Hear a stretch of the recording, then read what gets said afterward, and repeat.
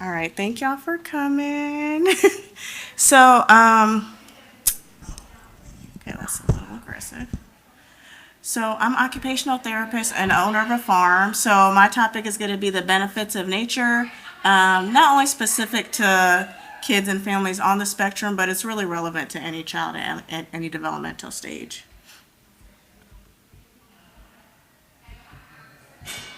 Okay, they did not tell me how to work this.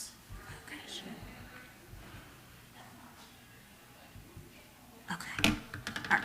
So I am, like I said, Dominique Arrington. So I'm a occupational therapist. I'm a farmer and an educator.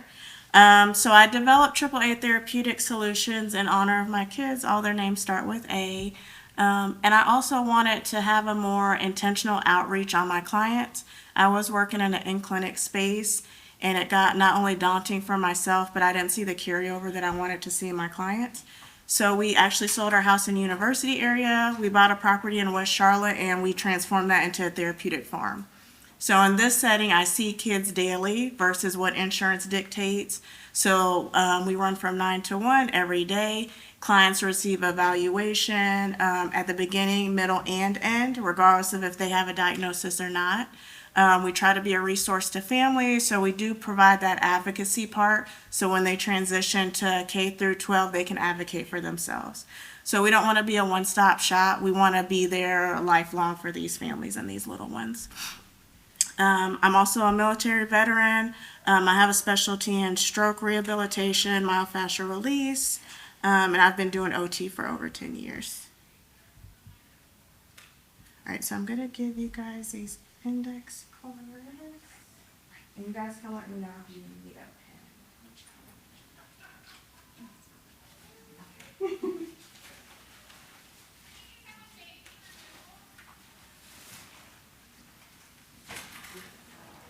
So I'm going to ask you guys for a reason to write these answers. You can do one or all three on the line side for me, please. So we can save the others. I forgot my pen info, I'm sure. Okay, I have one. Thank you. Does anyone else need a pen? Thank you.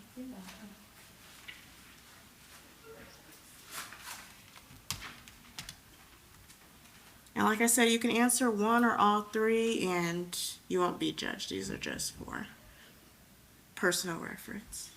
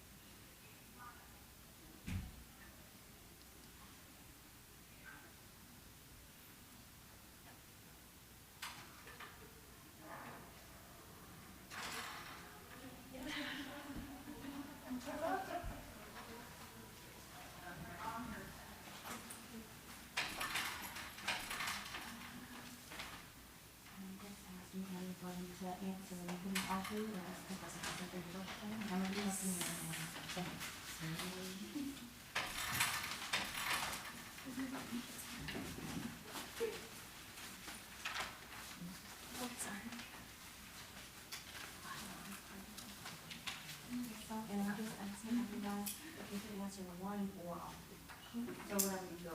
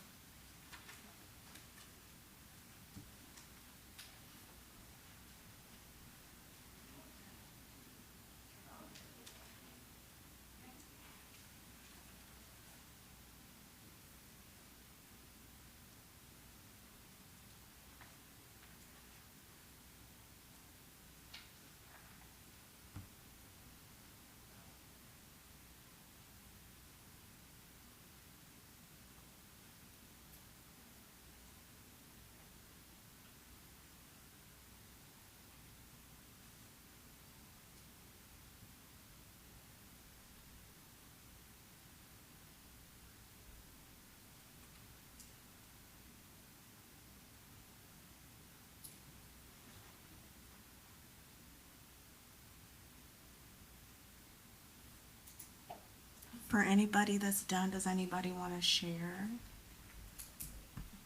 Yeah, so some of the ways that my family enjoys nature, we go on trips to like the beach. Sometimes we go in our backyard. I mentioned gardening earlier. Sometimes we'll do like arts and crafts by like kind of grabbing things from the backyard and then making it a little collage. Some barriers that I face when it comes to enjoying nature as a family. I do have a toddler, and sometimes the lack of understanding safety when it comes to nature and like what things she shouldn't be touching or like yeah, safety. And then I do have a slight fear of like wild animals, so I don't go like too hard into nature. Like backyard's my comfort zone. When I've done hiking and stuff before, but it was when I was younger and was fearless. Okay. Now I'm a mom and I'm scared of like everything. So I think that's like a barrier for it. Yeah, I don't even mind bugs. It's like the bigger animals that could hurt us. I'm more scared of. But yeah, I'll share that. Okay, perfect. Third one, I put bug tree. Okay. And we noticed that with a lot of our students and campers, a lot of the fears are projected onto them from their parents. Yeah. And that's unintentional. Even like if you see a bee and you're like freaking out, then that toddler's gonna be like, well, I'm just gonna freak out, regardless of whether there's been a negative incident or not. I've even had a parent that when they first started, they volunteered to help do like a farm cleanup, and they saw a slug under one of the leaves and they were like freaking out. And the toddler came over there and he's trying to pick it up and he's like, be careful. And I'm like, it's okay, it's only a slug. So even things that you haven't, been around before are strange to you. So that's why we try to get kids early and early so these things are normal to them. So there's no right or wrong answer, don't feel weird. Did anybody else want to share? Okay. One of our barriers is our son is 2.5 and he's a wanderer. So if there's a big open field, he will just keep walking and walking and walking, and he won't come back. Okay. So we gotta go somewhere where it's enclosed. Yeah. It's very much enclosed, or you're walking for a long time, or you lose them. So yeah, Not losing a child is important. yeah, very important. I take my nephew outside a lot. We like to go visit a dog, but lately we want to catch bees in our hands and whistle at birds and then chase them. So I've been very apprehensive about taking him outside lately just because I don't want him to get stung or Okay. run away after a bird. For things like that, social stories are really good. So even like PBS Kids, like they're really good about getting like relevant TV shows. So even like taking care of nature, we can maybe wave to a bee or we can draw a bee while it's flying, but we don't squish it. We don't want to hurt others. Or even you want to treat things like an egg, so we wouldn't squish an egg. You gotta hold it carefully. So things like that. And it's new. These are new guys. Okay, so I think I'm about to play this on my laptop. So this is the reason I wanted you to write on the line side. So if you can flip your card over, I'm gonna play this video. This is from our farm. It's about a minute. So this is working on mindfulness and just awareness and being present in the moment. So I'm gonna play this one.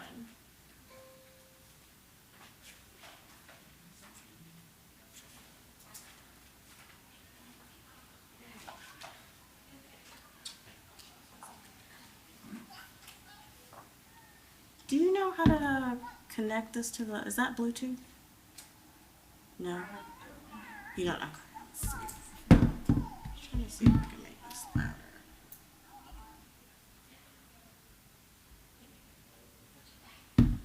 Mommy, can I see my phone, baby?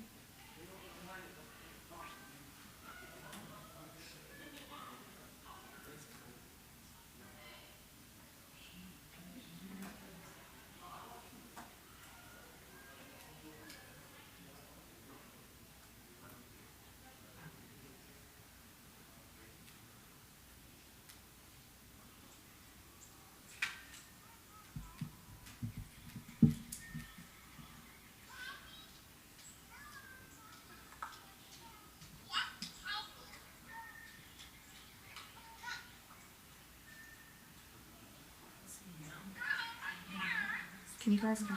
If you want to bring maybe the microphone closer to your phone. Oh, that's a good idea.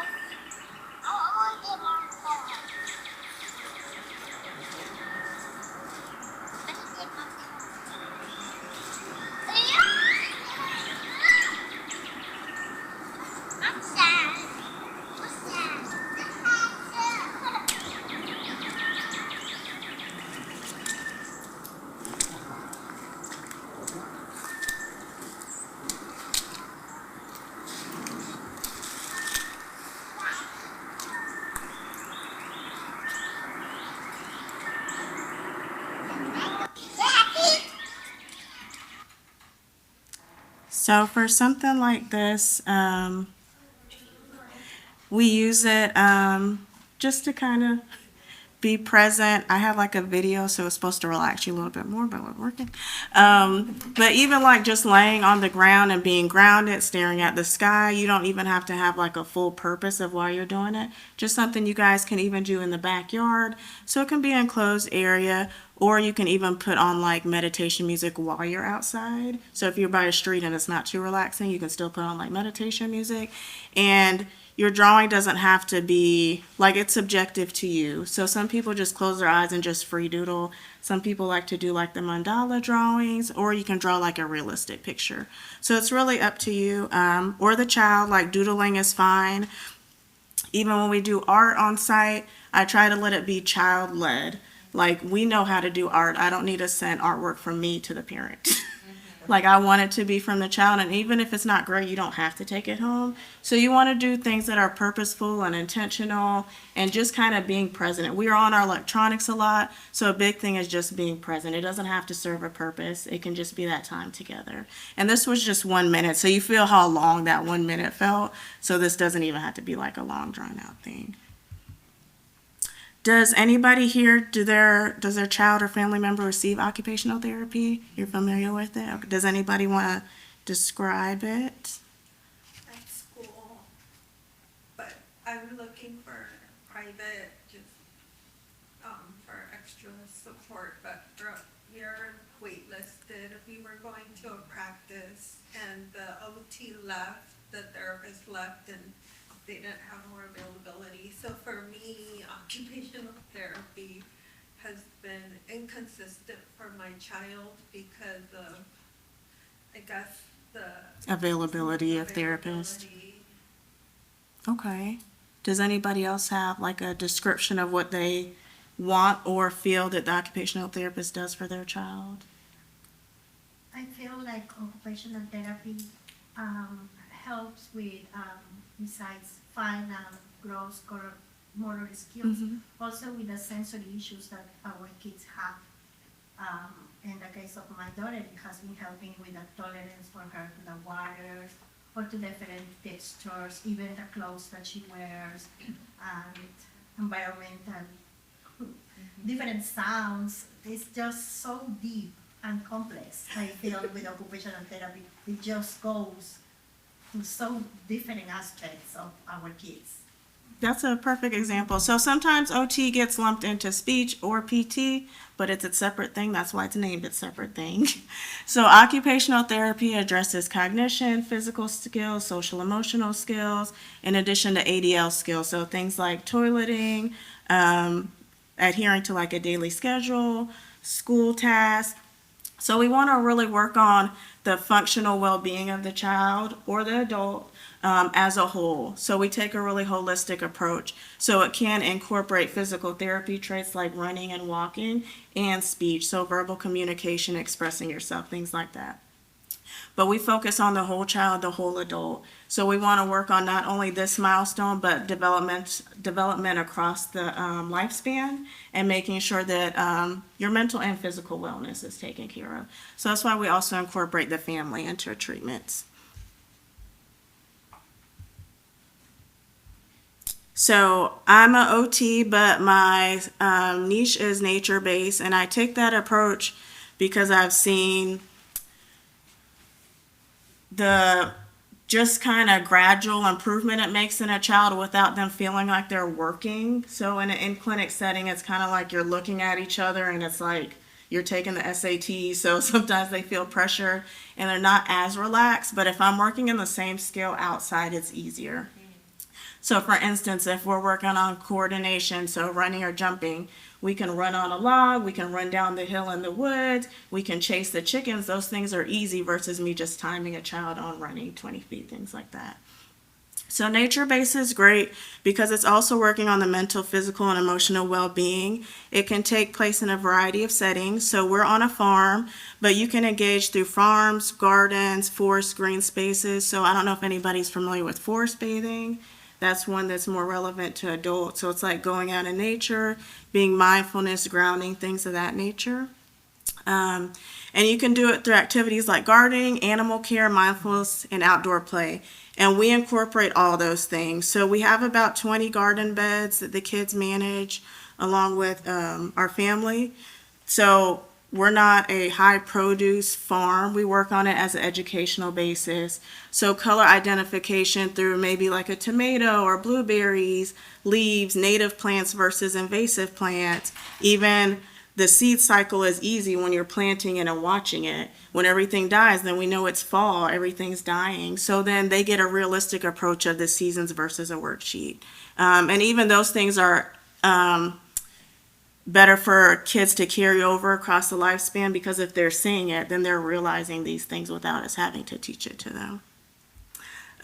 These things are beneficial for everyone, but especially for children, individuals with disability, adults dealing with stress, anxiety, trauma. Like I said, it helps with relaxation, sensory engagement, like you were saying, so reaching across different senses. So even smelling, we have a lot of herbs, flowers around us, rubbing leaves, different textures. One of our students, he used to hate getting things on his feet, so he would never take his shoes off, like he would freak out. But now he's at the point where if he takes his shoes off, if something's on there, he's fine. He can be barefoot on the ground. So working on those things gradually, it's a little harder in a clinic to, especially with your feet, work on different sensory experiences without it feeling kind of pressured. And these things are important because some people, like if you have a neurotypical child, it's hard to understand. If a child doesn't like stuff on their feet, you're going to have a bad experience at the beach. You know, for families, you just think beach is fun, but if those sensory experiences are negative, it's not going to be a fun experience. So that's why we want to make something like that functional. So yeah, it looks like the kids are like messy and they look like cave babies when they go home, but it's for a reason. So these are some ways that we incorporate nature into our day.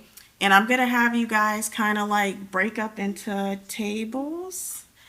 I think like 4 people should fit at each table. If not, I can bring an extra. So I'm going to have you guys go to a table. So these are some examples of things that we do. So I want you guys to just go to the table. I'm going to put out more index cards. So either you can make stuff out of the nature objects, or you can write down things that you could do. And then I'm going to delve more into additional tasks that you can do. All right. Perfect timing, yeah. Perfect time, people are not here, right? As I see, I walk by. Can you press this? Now that my daughter is interested, I'm interested. But like, I think about like, Yeah, probably keep it on that table. And you guys can break stuff so you can rip it, something to smell.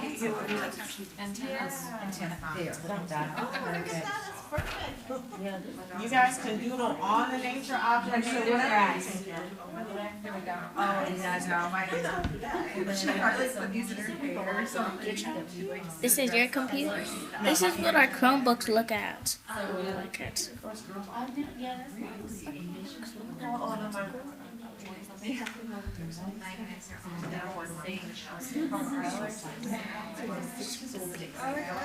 This is no, that's me. Make the sound. You're not in any of the pink ones. Oh, yeah, there's stuff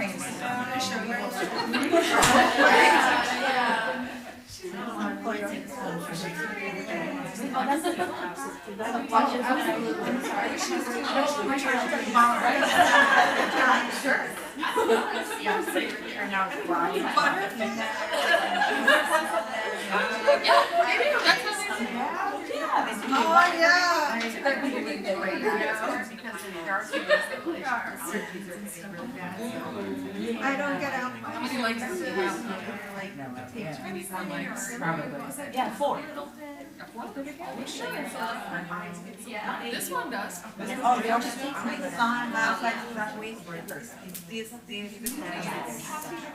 I feel so bad. That's what you probably not me. I know it's really good for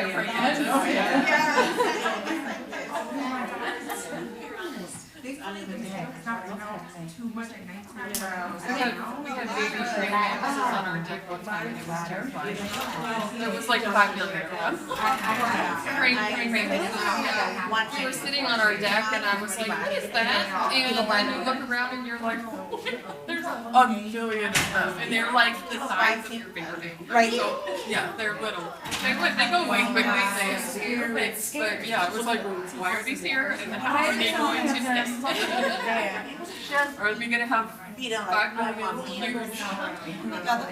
Here's mine, you can do another ring. That's fine, we separated and these are some people flying There we and. go. Yeah. It's maybe, but I have a lot of weeds in the back that have like these little like. Kind of a ladder. Yes, okay. So short, yeah. But No? this is my man, this is my There's a butterfly, and there's and then it'll eat its Oh, gosh. And my mom is special being pregnant one and she's like, "Look, and I said, look, Gianna, you're so see, mom, nobody else, and she touched it. She's like, that is I feel like my son has brought pine cones that from school and they've made for ducks. They make everything out of it. Yeah, you guys have like I won't do anything. Or maybe that would be better. So I'm like, You know how when it was the bar, it was the water bar, okay. What is this? no. I went to the mountain, of course, in one mountain. I'm like, no.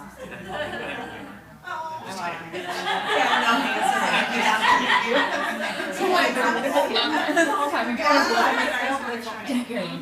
I can never, my. So that's right, I'm gonna around it. I didn't wait for motion, but I'm just For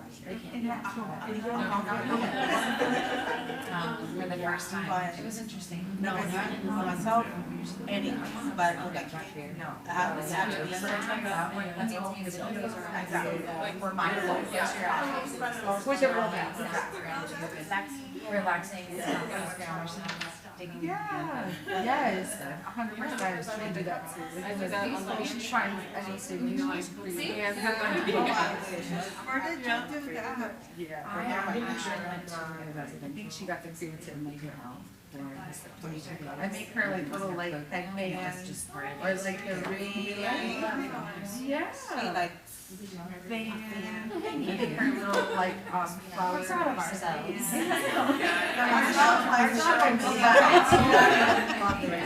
Only on Hold yourself together. Yeah. I'm trying to sex and I have enough words. I love it. my child is 8 and I have a daughter who's almost 11. I mean the attitude. I mean, they're thousands of times.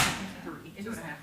A little bit. I think they just, that's a lot at 2.5, you know? They got all these, and they don't know how to do, what to do with them, and they run away, they don't know. I really guess that's the point of everything. Things change where they, in other houses become, but it's,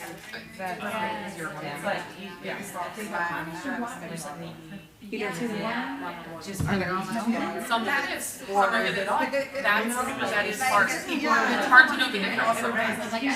And especially when if it's your only child or your first child, I feel like you can't tell the difference. Like I had my daughter's typical one, she was first, so I did compare them to a lot, but then you can't compare boys and girls either. That's the problem is, But now, I know that when she gets he older though. is, he's younger than my best friend's daughter.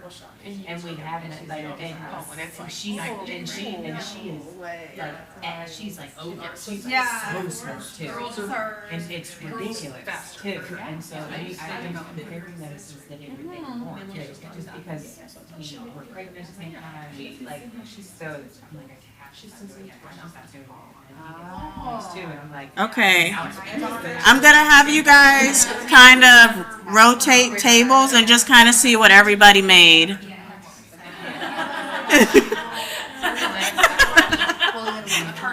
But the teacher, and like, you know.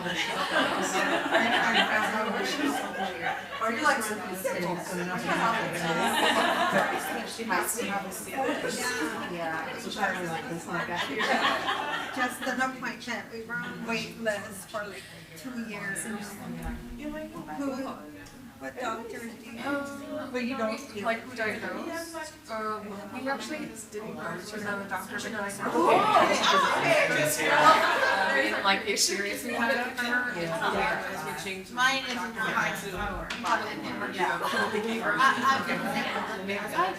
And we were her like consistently for a while, and then they were like, "You're here, come back as needed." Yeah, So when we went to Noah, okay. Yeah, we see what doctor I don't know. It's been there. It's pretty cool. It's been 3 years. So I got another referral, but I contacted them several times, and they're like, Oh, bye, Mama. "We figured out like or your treatment." I mean, did I get a call back? No. So yeah. So there's like little bugs that start coming out of the It's like That was when I was little, now I'm like. Oh, okay.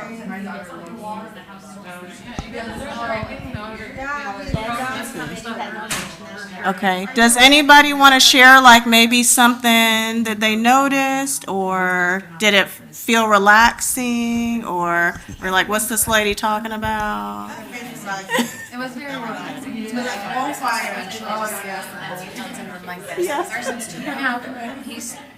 His attention span, try to get him to do these activities. Right now, I think it's getting better with OT, but I can't wait until he's more immersed. So it made me excited to do this. Okay, perfect. And then you can see like, okay, I have to like use my imagination now. Right. It's not like we do that every day as an adult. It was great. Thank you. Okay, perfect.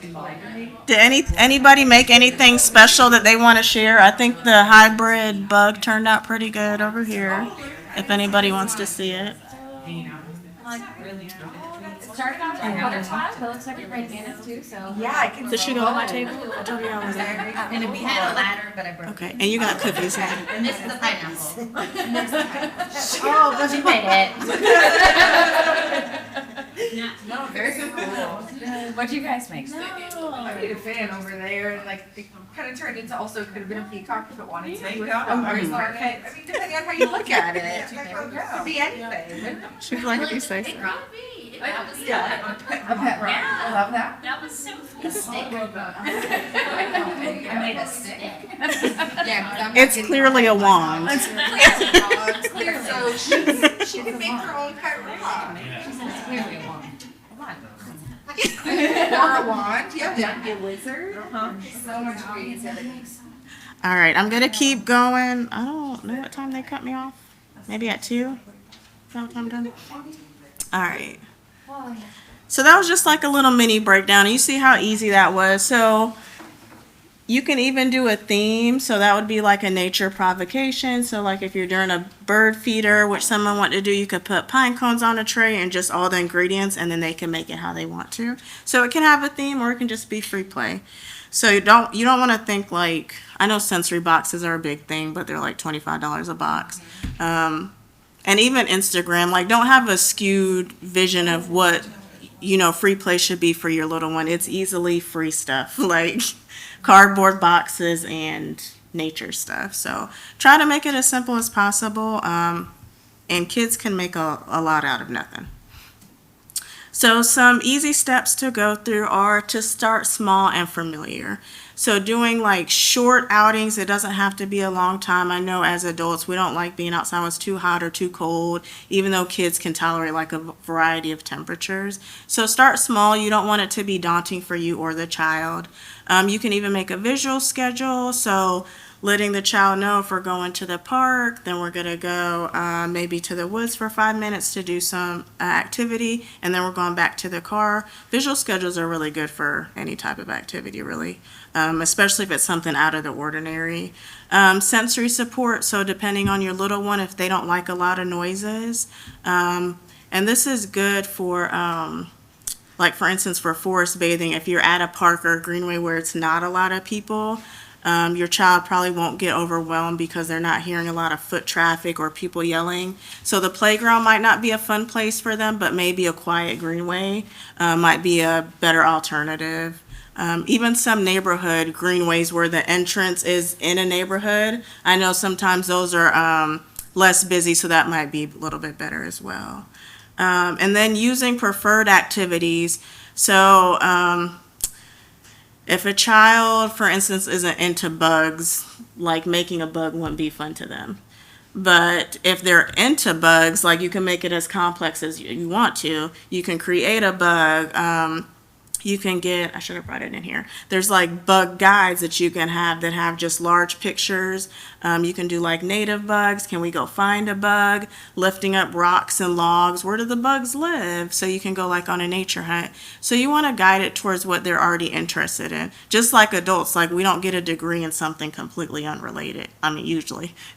Okay. I have a client who loves to be outside, but is like terrified of bugs. Like if a bee even comes, like we gotta go inside. But he loves to be outside. So, how would I like engage him to like, Kind of transition. Yeah, transition that better. So some things you can do, like if you start with an inside like session, you could like do like identifying. So maybe like different animals around the classroom and go on a scavenger hunt.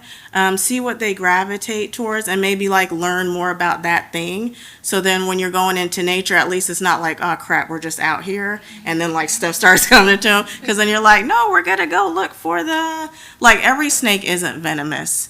So you can say, okay, we're gonna go look for the black rat snake if they're into snakes or something like that.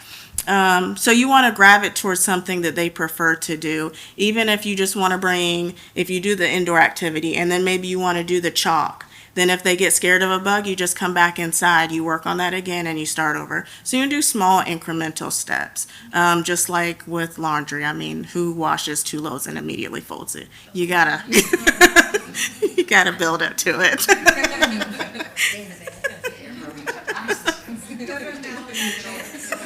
it might get folded, but it might stay on a chair. Yeah. So you gotta imagine like tiny people. They're like, come on, you don't even follow through. So, so we gotta cut them a break. And then you gotta also keep in mind, like these aren't graded activities. Like you can't fail in nature. So you just want to, meet them where they are, just like we want to be met where we are. Using nature as a therapeutic tool. So even things like digging or working on that sensory input or even motor skills. So sometimes it might be hard to push against that dirt, but you can build that strength up. Even like making sandcastles. I know that's a lot of input, like that kinetic sand, it feels weird. You can even add colors to it. So if you want to get like some natural dyes, if they don't like playing the dirt, well, you can say, oh, well, let's paint the dirt. So you can add dyes to it. So just making different things that make them feel comfortable. Like I was saying, breaks in quiet spaces. So if they do get overwhelmed, you can just walk away. You can even do the noise canceling headphones and then just go to a quiet spot. Some kids do like predictability and routine, so you want to work with their schedule and just like gradually incorporate small steps. Encouraging independence, that's a big one for us. Like we don't do, like I encourage risky play, so unless they're like bleeding, I'm not gonna like freak out and run over there. Like if a kid jumps off a log and they stumble, like it's okay. If like your femur pops out, then it's a problem, but we want to encourage risky play, and that also builds confidence. And you want them to know that even if that parent or caregiver isn't there, that they're confident enough to carry out certain skills. So even when they're, transitioning to school, parents are not there, but you don't want them to be worried when they get on the playground. Oh God, what if I fall? So you want them to be confident. You want them to carry these skills across the lifespan. So that's really the end game, and independence and confidence. And then being flexible. So even things like when it rains, I know parents don't want to be outside. So maybe if you find a spot where there's a covered area for you, but they can still play in the mud, that's a good one. So being flexible is really big. So for Specifically for little ones that are autistic, there's multiple benefits. Sensory regulation, so it's providing calming and stimulating sensory experiences that help the child regulate their sensory input. That's a big one. Encourages social interaction. So I like how being out in nature, it builds those genuine social connections. So if kids are just jumping in mud, it's not like a pressure of, if you're at centers, then it's like, oh God, which center am I going to go to? And somebody's not like taking a toy from me. It's like, well, the mud puddle's big enough for all of us. So it builds those genuine social connections. It's very low pressure. There's no wrong way to play outside. Promoting motor development, so climbing, digging, balancing are helping their strength coordination and those fine motor skills. So I know with school OT, sometimes it's rubber bands, is working on the fine motor skills. But when you're outside, you have those natural things you have to work on when you're digging or even trying to plant. Even seed differences. So a corn seed would be this big, but like a mustard green seed is like this. So can that child have the dexterity to pick out one seed? So small things like that. And that's another one. Like seed sorting is a good one for them, but it's outside and you can plan your garden like that too. Focus and attention. So being outside reduces anxiety and improves their attention span, especially with kids that do struggle with that overstimulation. And then reducing stress and anxiety. So that natural calming effect, being grounded, listening to the noises around you. And that's good for us too. Okay, so now that we went over everything, I'm going to give you guys a new index card. And you can let me know if anything changed since the first one.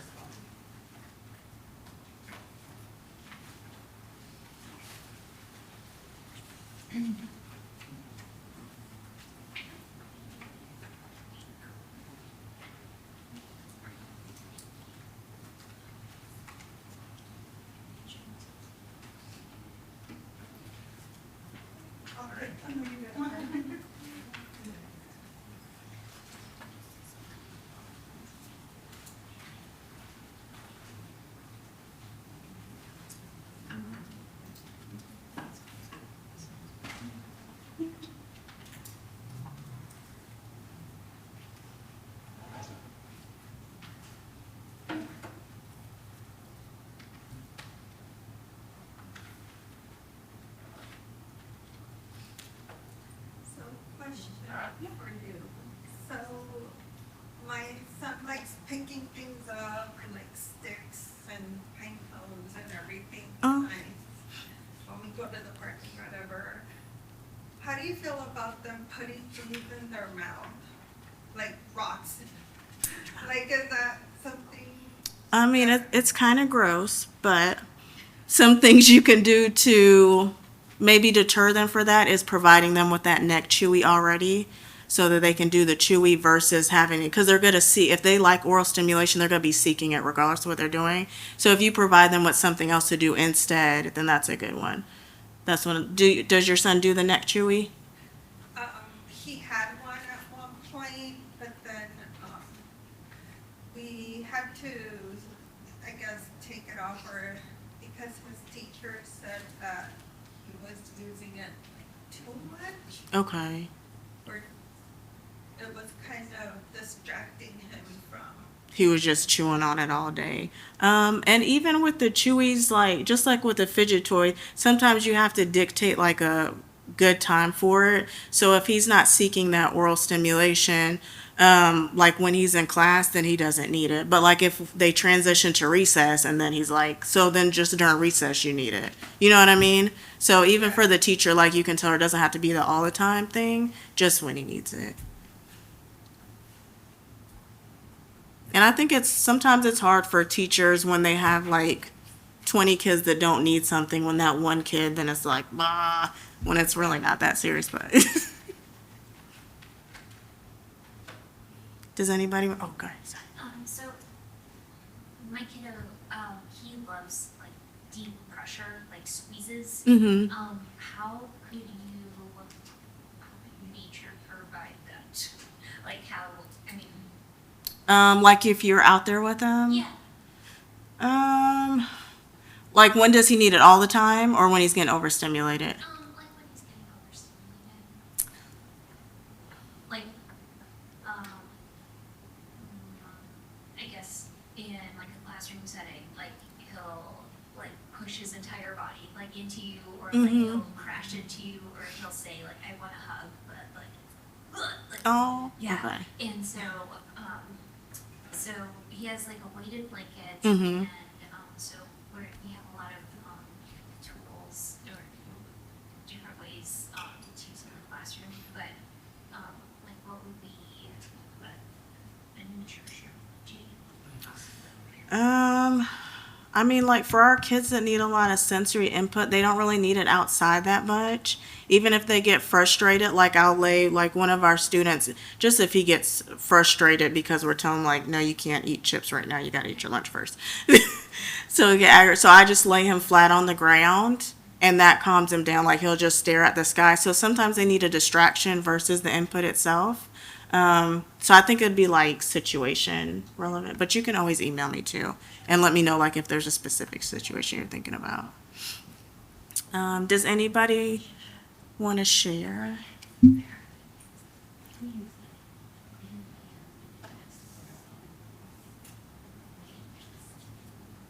Mm-hmm. Sounds good, Lance. Oh, good. So I know you were saying that like when it comes to the different types of weather, rain, snow, all of that, if there's a child that is like hesitant to it at your like program, how do you usually like work through that with them? Like, are they all expected to be outside during the day if like a child is saying that they don't want to, or they're, you know, like feeling wet? How do you usually address that? So we haven't had that issue too often, but we do have an indoor space. So if like one kid is like getting aggravated, they're hot or they're too cold, we have heaters inside, we have fans inside. So we do accommodate to that as well. But we haven't had it too much. Sometimes like they just need to step away from everybody else. Like maybe they're hungry and they're just saying I'm cold because they're like, I need to get towards my book bag, and I know it's that way. Okay. But yeah, we haven't had to deal with that too much. But we do have space, so we accommodate. And that's why we keep our camp and classes sizes small, just so if we do need to step away with one child because they're getting aggravated, we can do that.